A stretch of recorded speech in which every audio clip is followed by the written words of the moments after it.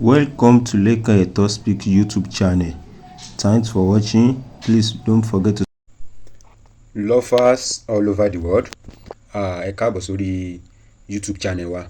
Gẹ́gẹ́ bí ẹ ti mọ̀ wípé a máa ń fún yín ní update nípa nǹkan tó ń ṣẹlẹ̀ throughout the world. Nǹkan tá a mú wá fún yín, nǹkan tí a fẹ́ discuss nínú fídíò wa ilé, ó jẹ́ nǹkan tó lágbára púpọ̀ nílẹ̀ Yorùbá. Ó jẹ́ nǹkan tó lágbára púpọ̀. Ìṣẹ̀lẹ̀ tó ṣẹlẹ̀ ní ìlú Igbajo Osun State ni a fẹ́ discuss. Awuyewuye tí ń wáyé, ẹ ti máa gbọ́ wípé nílùú Igbajo wọ́n fi ọba méjì jẹ ní inú ìlú kan. Ìyẹn ni wọ́n ń pè ní Ọwá of Igbajo. Ó ṣẹlẹ̀ wípé kí gómìnà àná ní ìjọba APC kí ó tó kógbá wọlé, wọ́n fi ọba Philip Adébóyèga Fámọ̀ọ́dún wọ́n fi jẹ ọba. So awuyewuye wá wáyé pé àwọn ìlú pé wọ́n fọwọ́ sí, àwọn kan ń fapá jánu, àwọn kan ń sọ pé rárá, ọ̀nà tí wọ́n fi yan ọba yẹn pé kò tọ̀nà. Wọ́n ní àwọn ọmọ ọba kan pé wọ́n fọwọ́ jánu bẹ́ẹ̀. So ìgbà tí ìjọba Adémọ́lá Adélékè wá dé, tí ń ṣe ìjọba PDP, so wọ́n tún wá yan ọba míì ní kòpẹ́kòpẹ́ yìí. Ìyẹn ni ọba Dr. Adémọ́lá Mákindé Onígẹ̀mọ́ 1. So ó jẹ́ nǹkan tí ìfẹ́ rírú ẹ̀ rí nílẹ̀ Yorùbá, kí wọ́n yan ọba méjì nínú ìlú kan, kí wọ́n sì dé àwọn méjèèjì ládé, kí wọ́n fún àwọn méjèèjì ní ọ̀pá àṣẹ. Ó jẹ́ nǹkan tí ó lágbára gan, tó dẹ̀ léwu ní ilẹ̀ Yorùbá. So ara àwọn nǹkan tí civilization, ara àwọn nǹkan tó ń dálẹ̀ nìyí. Ẹ̀yin náà ẹ máa farabalẹ̀ bá wa wo fídíò yìí dáadáa. So kẹ́ ẹ gbọ́ analysis. Ní Táíwò lóyè of Igbajo land, olórí ọmọ wa ti ìlú Igbajo, mo ń fi àsìkò yìí rọ ẹ̀yin ìjọba, ẹ bá wa wá àkúnṣe sí ọ̀rọ̀ tí ó ń ṣẹlẹ̀ lérí ọ̀rọ̀ ọba Igbajo, nítorí pé ọ̀rọ̀ òṣèlú ni wọ́n kì bọ̀. Bí wọ́n ṣe ń jẹ ọba nílùú Igbajo la ṣe jẹ́, kò dẹ̀ sí ìyàtọ̀ ní orírun gbogbo bí tí wọ́n ti ń jẹ ọba. Bí wọ́n ṣe ń jẹ ọba nílùú Igbajo la ṣe jẹ́, gbogbo bí tó yẹ kí ọba dé lọ́ba ti dé, gbogbo ohun tó yẹ ká ṣe ní ètò fún ọba láti ṣe. Wọ́n yìí dẹ̀ ṣe ní ẹ̀ẹ̀mejì. Nígbà tí mo ti dáyé àwọn bàbá mi ò sọ pé wọ́n ń ṣe ní ẹ̀ẹ̀mejì.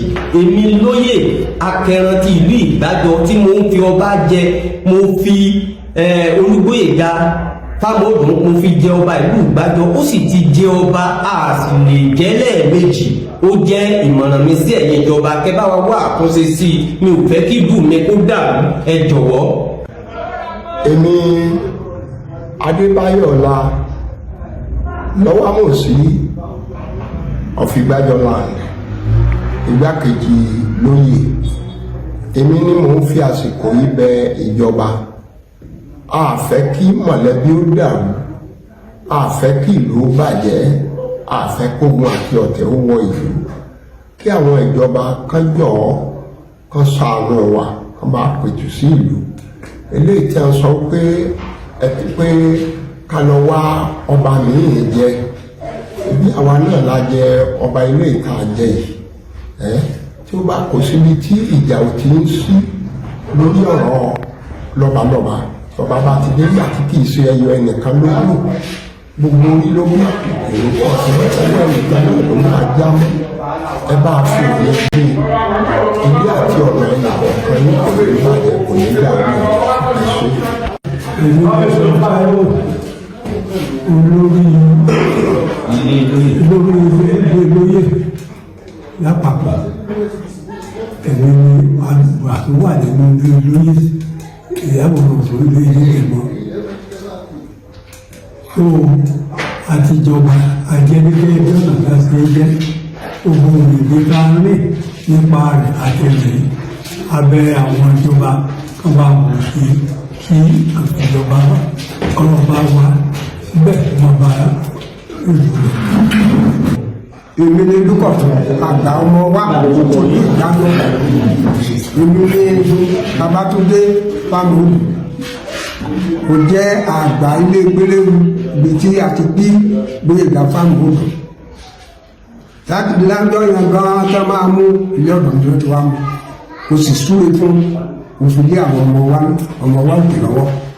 wọ́n mú gẹ́gẹ́ bí wọ́n mú lọ láti lọ ṣe ètùtù bí a ṣe máa ń jọba ni wọ́n lọ ṣe fún lámì ọ̀dọ́ náà. Nítorí náà ẹ̀yin ìjọba mo rọ̀ wá ẹ dákun ẹ ṣàánú wa o, ẹ má jẹ́ kí ìlú Ìgbàjọ ó dàrú o. Ìlú Ìgbàjọ kò síjà kò síta kò sí gbọ́n mi sí omi ètò ń bẹ́ o, gbogbo ẹ̀ ló túbà tó túṣẹ́ o. Oyèká náà ni ọwọ́ àti ìlú Ìgbàjọ títí dọ̀la ọ̀sẹ̀. Èmi ni ọmọọba Ọláoyè Abímbọ́lá Jẹ́wọ́gbadé lóró ọmọ wa Òkè Òde àti mú ọba wa Adégbóyèga Philip Fámọ̀ọ́dù àti fìjọba gẹ́gẹ́ bí àṣà àti ìṣe nílùú Ìgbàjọ. Kò dẹ̀ ṣe é dá padà sẹ́yìn torí pé tá a bá dá padà sẹ́yìn a fa ìlú Ìgbàjọ sẹ́yìn ni. Bí ìgbà tá a dẹ̀ jẹ́ kí dàrúdàpọ̀ kó wà ní à ń bẹ ìjọba lórí ọ̀rọ̀ tí wọ́n sọ kí wọ́n jọ̀ọ́ kó má lo ipò tàbí òṣèlú tàbí agbára kí wọ́n fi ìlú Ìgbàjọ sílẹ̀ gẹ́gẹ́ bó ti ṣe wà ní àlàáfíà torí láti bí ọdún kan sẹ́yìn tá a ti jẹ ọba àlàáfíà jọba nílùú Ìgbàjọ kò sẹ́ni tó fọwọ́ gúnra wọn nínú ká má ṣe wá sọ pé agbára ẹni létí dèpò tí a ò yọ àdá sí ara ẹni tàbí a ń yọ igi. Kò sí ohun tí ó jọ, oníkálukú ló ń lọ ní ìrọwọ́rọsẹ̀, ọjà ń lọ, gbogbo nǹkan ló dẹ̀ ń lọ déédéé. Kódà láti bí ọdún kan sẹ́yìn ìdàgbàsókè láti dé bá ìlú Ìgbàjọ tí a dẹ̀ fẹ́ kí ìdàgbàsókè náà kó máa tẹ̀síwájú. A fi àsìkò yìí rọ ìjọba kí wọ́n fi ojú àánú wo ìlú Ìgbàjọ ká má jẹ́ kí wàhálà kó ṣẹlẹ̀ nílùú Ìgbàjọ. wẹ́rẹ́ lélẹ̀ mo fi àsìkò yìí tó ìjọba ìpínlẹ̀ Ọ̀ṣun lábẹ́ àkóso Adeleke Nurudeen létí wípé èmi ọmọọba Sunday Taiwo ló ń sọ̀rọ̀ sálórò ọmọ wa pé gbogbo àwa ọmọ ọba ní ìlú Ìgbàjọ àti àwọn afọbajẹ ní àsowọ́pọ̀ láti fi ọmọọba Adégbóyèga Philip Fámọ̀ọ́dù jẹ ọba ìlú Ìgbàjọ tí a dẹ̀ tẹ̀lé gbogbo ìlànà àti àṣẹ àwọn onílẹ̀ tí a mú ọmọọba Gbóyèga Fámọ̀ọ́dù dé gbogbo ibi tí ó yẹ ká mú dé ká tó fi jẹ ọba ìlú Ìgbàjọ tí àwọn alálẹ̀ dẹ̀ lọ́wọ́ sí tí a ṣe bí àwọn ará àṣáájú ṣe ń ṣe. Ní ìlú Ìgbàjọ ìlú tó ní ètò ni, ìlú tí à ń tẹ̀lé àṣà àti ìṣe wa ní. Àṣà àti ìṣe ìlú Ìgbàjọ ni a tẹ̀lé ká tó fi ọmọọba Philip Fámọ̀ọ́dù jọba. Lẹ́yìn ìgbà tí a dẹ̀ ti ṣe léyìí nílùú Ìgbàjọ, nǹkan tí ìṣẹ̀ṣe bá ti tẹ̀lé là ń ṣe, lẹ́yìn èyí kò sí nǹkan míì mọ́. A fi àkókò yìí rọ ìjọba kán fi ojú bo àwọn ìgbésẹ̀ tí ìlú Ìgbàjọ ti gbé. Tí wọ́n bá wo gbogbo ìgbésẹ̀ wa látẹ̀yìnwá nínú fọ́nrán lóríṣiríṣi, wọ́n á rí i pé gbogbo ìlú Ìgbàjọ ni inú ẹ̀ dùn tó tú jáde lọ́yàyà tí wọ́n fi ọwọ́ sí bí a ṣe fi ọmọọba Philip Fámọ̀ọ́dù jọba. A rọ̀ ìjọba láti bá wa gbà bí a ṣe fi ọmọọba Gbóyèga Fámọ̀ọ́dù jọba. Ọlọ́run á máa tẹ ìjọba ìpínlẹ̀ Ọ̀ṣun síwájú. Èmi ọmọọba Adéníyì Adéyẹmọ tó jẹ́ akọ̀wé fún ọmọọba Òkè Òde. À ń rọ ìjọba ìpínlẹ̀ Ọ̀ṣun lábẹ́ àkóso Sẹ́nẹ́tọ̀ Dr. Jackson Nurudeen Adeleke láti má fi ọ̀rọ̀ òṣèlú wọ ọ̀rọ̀ wa àti ìlú Ìgbàjọ. Gbogbo ìgbésẹ̀ tó yẹ kí a gbé la gbé látòrí ìwé láti local government títí dé ọ̀dọ̀ secretariat ìjọba ní abèrè. Gbogbo òfin ẹ̀ka gbàgbà gbogbo due process la dẹ̀ follow. Ìyàlẹ́nu ló jẹ́ pé káàtùlọ̀ bẹ̀rẹ̀ process mi irú ẹ̀ ò ṣẹlẹ̀ rí ìlú Ìgbàjọ ìlú àṣà ìlú ẹ̀sìn ìbàdí ni tọ́ba kan bá kú ìkan kì í jẹ wọn bẹ́ẹ̀ ń ṣe ìpèbílẹ̀ méjì wọn à ń ṣe ibi tá a ti wọ́n bá yẹ dé wọn à ń mú lọ́wọ́ èèyàn lọ bẹ̀lẹ́ méjì àgbà tí ìkan bá gbèsè tó bá dàgbàdàgbà tó bá gbèsè tó bá lọ à ń rọ ìjọba láti má fi ọ̀rọ̀ òṣèlú ọ̀rọ̀ wá ìlú Ìgbàjọ kò sí ibi tí àwọn ọmọ ọba ọ̀ṣẹ́ ti ń du ọba tán bá du ọba ẹnìkan náà ló máa padà jọba tó bá dẹ̀ ti jọba àwọn tó kọ àfọwọ́wọ́rú kì í sọ̀rọ̀ olóṣèlú Oyètọ́lá kọ́ ló yan Philip lé wa lórí àwa ọmọ ọba ìlú Ìgbàjọ la yan Philip Adégbóyèga Fámọdún gẹ́gẹ́ bí ọwọ́ àti ìlú Ìgbàjọ.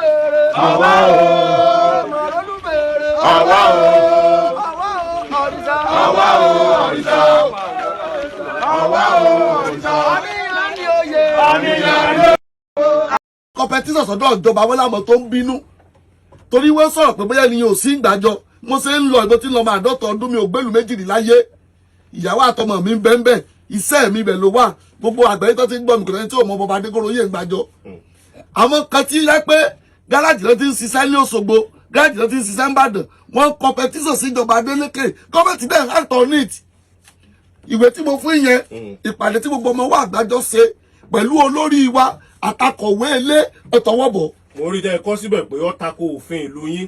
bẹ́ẹ̀ ni èmi ìta tún ṣe lánàá ẹtún ẹwọdé tiẹ̀ lánàá resolution wa lánàá gbogbo ilé tó ń jọba ní Ìgbàjọ pátá àtòkè àti ìsàlẹ̀ lájókòó afọbajẹ òní olórí ọmọ wa lóró which is olóyè àgbà Ọládẹjọ ó fọwọ́ sí i.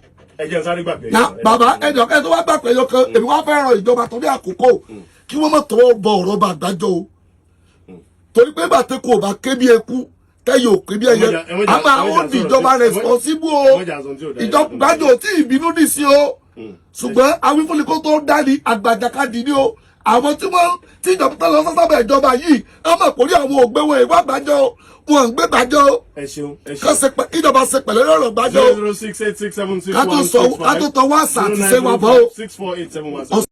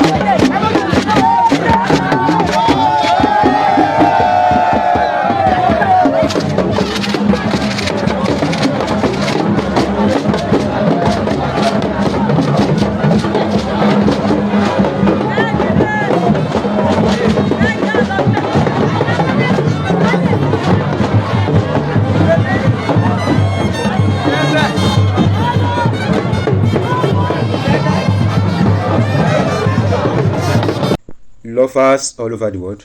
A lérò wípé ẹ farabalẹ̀ tẹ́ bá wo fídíò yìí, ẹ rí bí wọ́n ṣe fi ọba àkọ́kọ́ jẹ, ẹ dẹ̀ rí bí wọ́n ṣe fi ọba ẹlẹ́ẹ̀kejì náà jẹ. So ó jẹ́ nǹkan tó kọ́yàn lóminú púpọ̀ because mi tí ì fẹ́ lérò nírú eléyìí ó tí ì ṣẹlẹ̀ rí nínú ìtàn Yorùbá because nǹkan táwa gbọ́njú bá ni wípé wọ́n ní bọ́ba kan ò kú ìkan ò lè jẹ. Ṣùgbọ́n nígbà tó ti di pé ọ̀làjú ti wọ̀ ọ́, tó ti di pé àwọn olóṣèlú àwọn ni wọ́n yan ọba these days, ó ti jẹ́ kí àwọn ọ̀pọ̀lọpọ̀ nǹkan kó dorí kodò. Kò dẹ̀ yẹ kí irú ẹ̀ kó máa ṣẹlẹ̀ gẹ́gẹ́ bí ọmọ Oòduà because láyé àtijọ́ wọ́n ní Ifá ní ó yan ọba, ó dẹ̀ ní process tí wọ́n gbọ́dọ̀ fi yan ọba. Wọ́n dẹ̀ tún ní tí ọba méjì wọn ò lè wọ ìpèbí láìsí pé bóyá ọba kan gbéṣẹ̀. So gbogbo ẹ̀ tí ń ṣẹlẹ̀ ń sìn. Irú nǹkan tó ṣẹlẹ̀ yìí náà ó ṣẹlẹ̀ náà nílùú Ìré ní Ọ̀ṣun State náà gẹ́gẹ́ bẹ́ẹ̀. Àwọn yẹn náà ń jà sí ọba wípé process náà fi yan ọba pé kò tọ̀nà ìgbà àwo kan bọ̀ tí Ìgbàjọ la tí ì rí lọ́wọ́lọ́wọ́ báyìí tí ọba méjì tí ó ti wà ní inú ìlú kan wọ́n sì ní bọ́ba kan ò kú ọba kan ò lè jẹ. Ẹni òwe táwa gbọ́njú bá n tó ṣẹlẹ̀ yìí ó kọ́yàn lóminú, bẹ́ẹ̀ ni ó kọ́yàn lóminú. Ẹ bá wa drop comment ká wo opinion ẹ̀yin èèyàn nípa nǹkan yìí because Ọlọ́run má jẹ́ kí ogun kó ṣẹlẹ̀ because ìlú gbọ́dọ̀ tòrò because mi ò tí ì mọ̀rú bí àwọn ọmọ ìlú yẹn bí àlàáfíà wọn bí ó ṣe wà sí lọ́wọ́lọ́wọ́ báyìí tí ọba ti pé méjì nínú ìlú kan ṣoṣo. Ó jẹ́ nǹkan tí mi tí ì fẹ́ rírú ẹ̀ rí ilẹ̀ Yorùbá láìsí ilẹ̀ Haúsá. Ó jẹ́ nǹkan tó ń kọ́yàn lóminú. Ẹ jọ̀ọ́ tẹ́ bá ṣe ń darapọ̀ mọ́ channel ẹ bá wa subscribe, ẹ bá wa likes, ẹ dẹ̀ bá wa comment. We love you all. Thanks for watching.